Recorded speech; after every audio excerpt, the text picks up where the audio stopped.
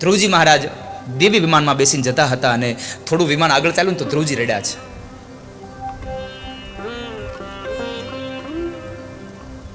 ધ્રુવજી મહારાજને પાર્ષદોએ પ્રશ્ન કર્યો, ભક્તરાજ શું કામ રડો છો? ત્યારે ધ્રુવજી એટલું જ બોલ્યા છે કે જે જગ્યાએ મારી માં ન હોય ને ત્યાં મારે નથી આવવું.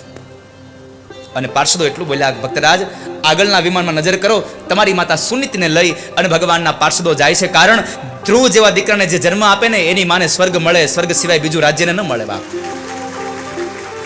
જેના દીકરા સારા હોય એના મા બાપને સ્વર્ગ મળે, એમાં સંશય નથી. એટલે ધ્રુવ જેવો દીકરો હતો ને એમણે પોતાની માતાને પણ મુક્તિ અપાવી, એ કથા બતાવી. ત્યારબાદ ભગવાન સ્વયં પૃથુ રાજા બનીને આવ્યા હતા. વેન નામનો એક રાજાને એમણે ખૂબ ત્રાસ એના નગરના વ્યક્તિઓ ઉપર ગુજાર્યો.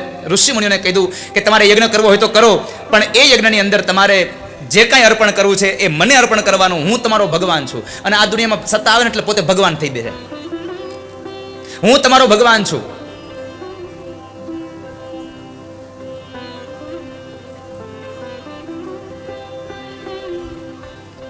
તમારે બ્રહ્માર્પણ ન કરવું, તમારે વેનાર્પણ કરવું.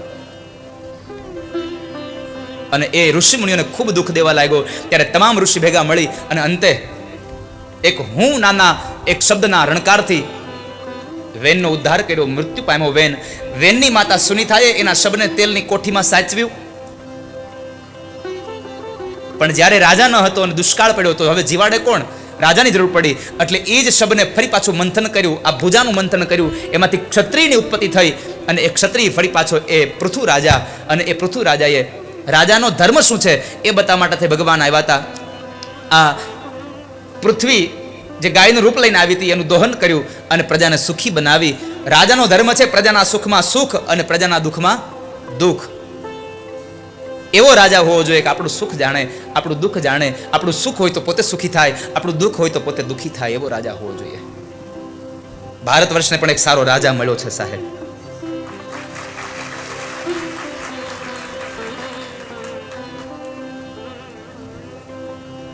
એને પણ વ્યાસપીઠથી પ્રાર્થના કરું છું કે આ ભારતનું હિત થાય એવા નિર્ણયો લેવાની ભગવાન એને ક્ષમતા આપે.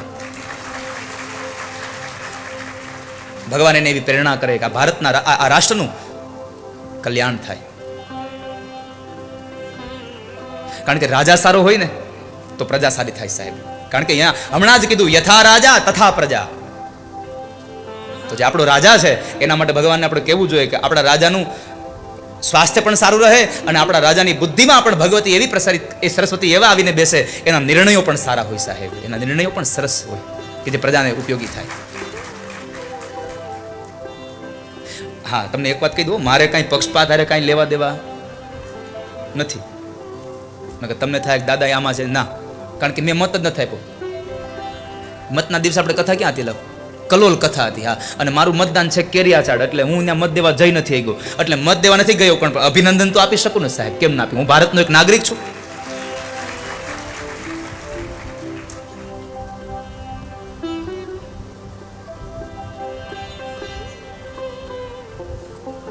હા, દુનિયાને જે વિચારવું તે વિચારવા દો.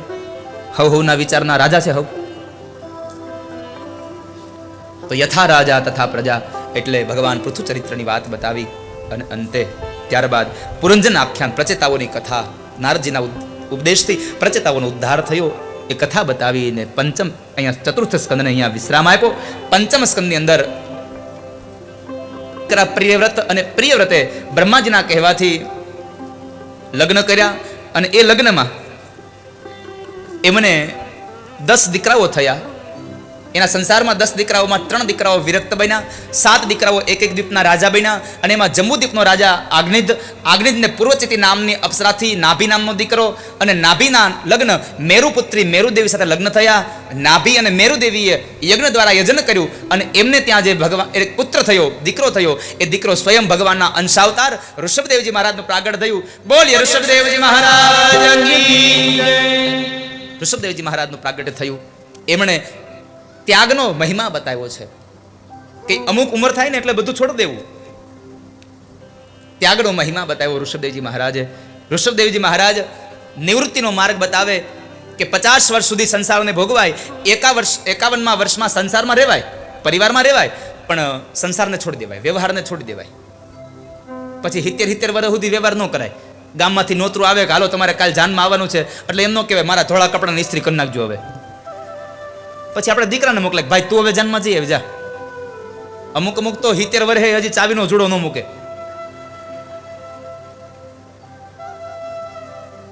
દીકરાની બહુ ઘરમાં આવે ને એટલે બધી જ માતાઓને કહું છું, સાસુ માને હો, બધી હાહુ માને કહું છું, દીકરાની બહુ ઘરમાં આવે એટલે ચાવીનો જોડો આપણી પાસે રખાય, પણ એમ લાગે કે હવે દીકરાની બહુ વ્યવહાર કરતી થઈ ગઈ અને આવડી ગયો આપણો વ્યવહાર કરતા, એટલે ચાવીનો જોડો એનો હાથમાં અપાય અને કહેવાય કે લ્યો બેટા અત્યાર સુધી અમે જાગ્યા, હવે તમે જાગો. ધર્મિષ્ઠાબેન,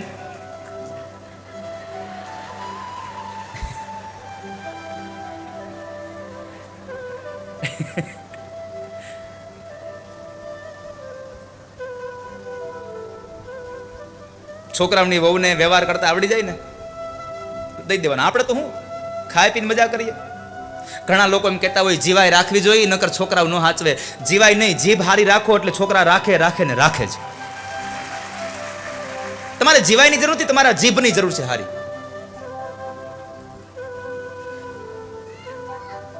હાહુ વહુને હેમાંથી બગડે? હાહુ કે ને વહુ કામ ન કરે, પણ હાહુ ચીંધે જ હું કામે? ફળિયામાં ખાટલો નાખીને બેઠા બેઠા બોલ્યા કરે, નકર બેઠા બેઠા શાક સુધારાય, છોકરાને રમાડાય. હજી કપડાં પડ્યા છે ને વાસણ ઉટકવાના બાકી છે ને હંજવારી પોતા બાકી છે, એકાદું કામ આપણે કરાય તો કોઈ દી બાદવાન ન થાય. પણ આપણે એક બાજુ બેહવું છે. જો કે અહીંયા આવું કઈ નથી, આ બાજુના હાવ બધા હારા છે.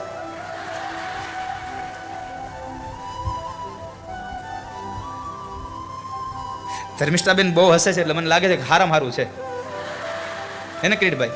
ભગવાનની કૃપાથી છોકરાની બહુ હારી મળે એટલે સમજવાનું ભગવાનની પૂરી કૃપા થઈ આપણા ઉપર, કે આપણો છોકરો આપણી ભેગો રહી તો હગે છે. હા બસ આ ભગવાનની મોટી કૃપા.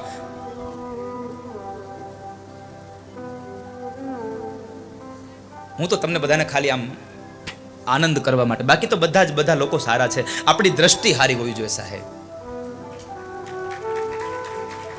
આ દુનિયામાં હું ખોટા ખરાબ લોકોને જોવા નીકળ્યો, પણ જ્યારે અંદર આવીને મારી પોતાની જાતને જ્યારે જોઈને ત્યારે ખબર પડી કે મારાથી બુરું તો દુનિયામાં કોઈ નથી. આ દુનિયામાં સાહેબ પોતાની જાતને ચકાસો સાહેબ.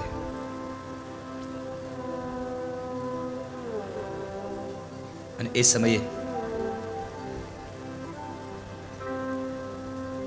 ઋષભદેવજી મહારાજે નિવૃત્તિનો કાળ બતાવ્યો. ત્યારબાદ ઋષભદેવજી મહારાજનો સંસાર ચાલ્યો અને એને ત્યાં 100 દીકરા હતા. એમાં 81 પુત્રો કર્મકાંડી બ્રાહ્મણ હતા. એમણે કર્મનો માર્ગ લીધો. 9 દીકરાઓ હતા એ યોગેશ્વર થયા. બીજા 9 દીકરાઓ હતા રાજ્યાધિકારને પામ્યા. અને સૌથી મોટો દીકરો ભરત, એ ભરત ચક્રવર્તી રાજા. અને એ ભરતે ચક્રવર્તી રાજા ઉપર એને ચક્રવર્તી રાજ્ય કર્યું, એટલે એના નામ ઉપરથી આપણા દેશનું નામ પડ્યું ભરતખંડ, ભારત દેશ. એના નામ ઉપરથી આપણા દેશનું નામ પડ્યું છે. તો ત્યારબાદ એ ભરતજી મહારાજે પણ પોતાના નિવૃત્તિના કાળની અંદર પોતાની ઉત્તરાધિકારીઓને રાજગાદી સોંપી દઈ અને ગંડકી નદીના કિનારે પુલહાશ્રમની અંદર તેઓ ભગવાનનું યજન કરવા માટે ગયા. પણ બન્યું એવું કે પુલહાશ્રમની અંદર હરિહરિનું સુમિરન કરતા હતા. એમાં એક હરણનું બચ્ચું તણાતું પાણીમાં આવ્યું અને એ ગંડકી નદીમાંથી પાણીમાંથી બચ્ચાને લઈ આવ્યા, આશ્રમમાં રાખ્યું.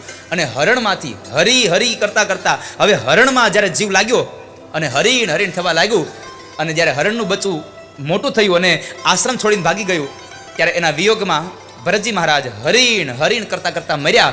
અને બીજો જન્મ થયો કાલંજર પર્વતમાં હરણ તરીકે. કાલંજર પર્વતમાં હરણ તરીકેનો જન્મ થયો. પણ એ જન્મમાં એને જ્ઞાજન્મનું જ્ઞાન હતું. આપણને પણ આ જન્મનું જ્ઞાન ન આવે ત્યાં સુધી જ્ઞાજન્મનું જ્ઞાન હોય છે, પૂર્વજન્મનું જ્ઞાન હોય છે. તમને એનો એક જ દાખલો આપું. બાળક જન્મતાની સાથે જ પોતાની માતાનું દૂધ પાન કરે છે, સ્તનપાન કરે. આ જ્ઞાન ક્યાંથી આવ્યું એને? આ જ્ઞાન જ્ઞાજન્મનું છે. પણ જેવું આ જન્મનું જ્ઞાન થવા લાગે એટલે ભગવાન જ્ઞાજન્મના જ્ઞાન ઉપર પડદો ઢાંકી દે છે. અને સારું છે, જ્ઞાજન્મના જ્ઞાન ઉપર પડદો ઢાંકી દે છે, સારું છે. નહીં તો બન્યું હોય એવું, કદાચ આ જન્મે આપણો દીકરો જ્ઞાજન્મમાં આપણો પાડોશી આપણી હારે બાંધીને મરી ગયો અને આ વખતે દીકરો છે ને આવે કરવું હું? ખબર હોય કે આ ગયા જન્મમાં મારો પાડોશી હતો, આ વખતે મારો દીકરો થયો છે, તો શું કરીએ? એટલે ભગવાને બહુ સુંદર વ્યવસ્થા કરી છે. ગયા જન્મના જ્ઞાન ઉપર ભગવાન અમુક સમય પડદો ઢાંકી દે છે, પછી જ્ઞાન ન થાય, પછી આ જન્મનું જ્ઞાન ચાલે. તો આ જન્મના જ્ઞાનને લઈ, ગયા જન્મના જ્ઞાનને લઈ અને કાલંજર પર્વતમાં હરણના શરીરમાં પણ ભગવાનનું ભજન કર્યું અને એ શરીર છૂટ્યું. અને ત્યારે બીજો જન્મ એનો અંગીરા નામના ગોત્રના બ્રાહ્મણને ત્યાં થયો. અને ત્યાં આગળ એક દીકરો અને દીકરીના રૂપની અંદર એક જોડલું ઉત્પન્ન થયું. એમાં દીકરો હતો ભરતજી મહારાજ. મોટા થયા, એમનો કોઈ સંસ્કાર અપાણા, ગાયત્રી મંત્ર પણ ન બોલ્યા. કારણ ગયા જન્મનું જ્ઞાન હજી છે કે ગયા જન્મે બોલ્યો, હરિમાંથી હરિણ થયું ને પાપ થયું અને મારે 2 જન્મ લેવા પડ્યા. બોલવું જ નથી, મૌન રહ્યા છે, બોલ્યા નહીં. ગાયત્રી મંત્ર ન બોલ્યા, ભણવા માટે બેસાડ્યા, ભણવામાં ધ્યાન ન લાગ્યું. માતા પિતા મૃત્યુ પામ્યા અને સાવકા ભાઈએ એને ખેતરનું ધ્યાન રાખવા મોકલે. પણ ખેતરના ધ્યાનમાં એને શું કર્યું? તો ચકલાઓ જે ચણ ચણતા હતા ને એને જોઈ અને આનંદ કર્યો. રામ કી ચિડિયા રામ કા ખેત, ખાલો ચિડિયા ભરભર પેટ. તમે તમારા પેટ ભરીને ખાઓ, આનંદ કરો. એને ઉડાડ્યા નહીં ચકલાને. એટલે જેના ખેતરનું ખાતા હતા ને એને ચિંતા ન થઈ, બાજુવાળાને ચિંતા થઈ. એને એના ભાઈને કીધું કે તારો ભાઈ એલા અહીંયા ધ્યાન ક્યાં રાખે છે? અને કાન ભંભીરણી થયા એટલે ભરતજી મહારાજને ઘરેથી કાઢી મૂક્યા છે. ભરતજી મહારાજને ઘરેથી કાઢી મૂક્યા, જંગલની અંદર ચાલ્યા જાય છે. હવે તો જડ ભરત બન્યા છે. જડ ભરતના રૂપની અંદર એ ભરતજી મહારાજ ચાલ્યા ગયા. અને ત્યાં આગળ ભીલોને ત્યાં એક ભીલના રાજાને ત્યાં યજ્ઞ હતો. અને એ યજ્ઞમાં પશુ બલિ, એક નર બલિ ચડાવવાની હતી. જે માણસની બલિ આપવાની હતી એ માણસ ભાગી ગયો. એટલે એને પકડવા સિપાહીઓ દોડ્યા. જે ભાગી ગયો એ ન મળ્યો, પણ ભરતજી મહારાજ મળ્યા, એને પકડી આવ્યા. ભરતજી મહારાજે તો ઘણા દિવસથી સ્નાન નહોતું કર્યું, કપડાં નહોતા બદલાવ્યા. એને સ્નાન કરાવ્યું, એને કપડાં પહેરાવ્યા, કપાળમાં તિલક કરાવ્યો, ગળામાં માળા પહેરાવી. ભરતજી મહારાજે એનો આભાર માન્યો કે સારું થયું ભાઈ, તમે મને લઈ આવ્યા, તમે મને નવડાવ્યો તો ખરો. આ જડ ભરત છે. બધાનો દરેક અવસ્થામાં બધાનો ઉપકાર માને, આભાર માને. દરેક પરિસ્થિતિમાં ધીર ગંભીર રહે. કોઈ નિંદા કરે તોય ધીર, કોઈ સ્તુતિ કરે તોય ધીર. નિંદંતુ નીતિ નિપુણા યદિ વાસ્તવંતુ. કોઈ સ્તુતિ કરે તોય પણ ધીર ગંભીર રહેવું, અને કોઈ નિંદા કરે તોય પણ ધીર ગંભીર રહેવું. આ લક્ષણ ધીર પુરુષનું છે. તમારા ઘરે આવેલી લક્ષ્મી તમારી પાસે ટકે તોય ભલે, અને એની ઈચ્છાથી વહી જાય તોય ભલે. તમારું મૃત્યુ અત્યારે થવાનું હોય તોય ભલે, અને 1 યુગ સુધી તમારું આયુષ્ય લખાયું હોય તોય ભલે. તમારે ધીર રહેવું, એ ધીર ગંભીર રહેવું એ સદપુરુષનું, એ સજ્જનનું એક લક્ષણ છે. ભરતજી મહારાજ તો સ્થિર રહ્યા. પણ જ્યારે એની બલિ ચડાવવાની વાત આવી, ભરતજી મહારાજ ઉભા છે, મારાઓ ખડગ લઈને ઉભા છે. અને મારાઓએ કીધું કે મસ્તક નમાવ. મસ્તક નમાયું. મસ્તક નમાયું તો ખરું, પણ મારાઓના હાથમાં રહેલા ખડગના ડરથી નહીં, સામે માં ભદ્રકાળીની, મહાકાળીની મૂર્તિ હતી એટલા માટે. મહાકાળી માને વંદન કર્યા છે, પ્રણામ કર્યા છે. અને જ્યાં મારાઓ મારવા ગયા ને ત્યાં તો એકદમ ભયંકર અવાજ સાથે મૂર્તિ ફાટી અને એમાંથી સ્વયં ભદ્રકાળી ઉત્પન્ન થયા. અને એ ભદ્રકાળીએ સ્વયં આ મારાઓને માર્યા છે. કારણ જેની ભક્તિ હોય ને એની ભગવાન રક્ષા કરે છે સાહેબ.